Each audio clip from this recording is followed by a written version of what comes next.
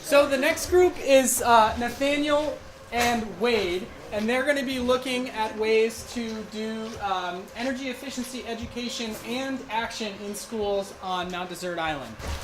Hey there, I'm Nathaniel Diskint. I'm Lyman. And as we were just informed, we've been investigating schools on Mount Desert Island and trying to implement sustainable strategies that we've picked up on from here. Now, I have a background in the private sector. I just spent a couple of years with a medical device company I founded, and now I'm here as a graduate student at the College for the Atlantic, looking to quarterback some of these sustainability projects through to implementation. And I'm a fourth year at College of the Atlantic. My personal connection to this project is that I was born and raised on Mount Desert Island. I went through the school system there, so I'm very excited to bring some of these sustainable strategies home. One of our first experiences coming off the boat here was to go around the island and begin interviewing community members. And the first people we went to visit was Ule and Hedvig, who are here, and when we went to their home, we were invited to tour their vineyard. And then after a beautiful conversation there, we were invited in to share some of their wine and then to have some dinner and then some more wine. And it was really brilliant experiencing firsthand in such an intimate setting how palpable the sense of community is here, and how much that has proven to be a bedrock for the developments that have come out of the energy initiative. And so here we have an image of one of the old mills that was used to grind grains. And this was done as a cooperative. And then we see here on the island today that they have cooperatively owned wind turbines. And so this history of working together, this community, is something that we view as integral to moving a project like this forward. Back on Mount Desert Island, we don't necessarily have the same deep history of community involvement and common resources, but what we do have are schools.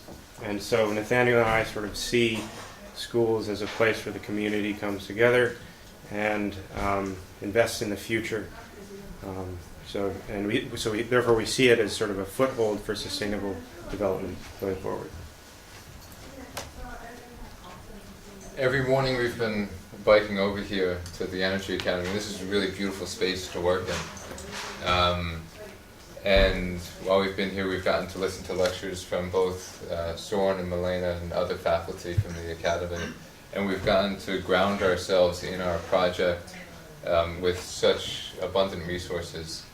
And this has been massively inspiring, because when we take a step back and we look at what we have in front of us in the next rest of the 6 weeks, 4 weeks of the trimester we have left, and then the next year where we're looking to implement some of these projects, it can become quite daunting.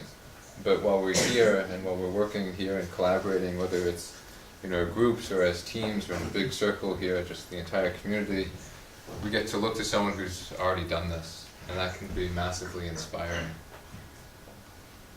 So moving forward, we're a little bit apprehensive because we feel that this academy is really unique in that it fosters community and focus towards this very difficult but achievable goal.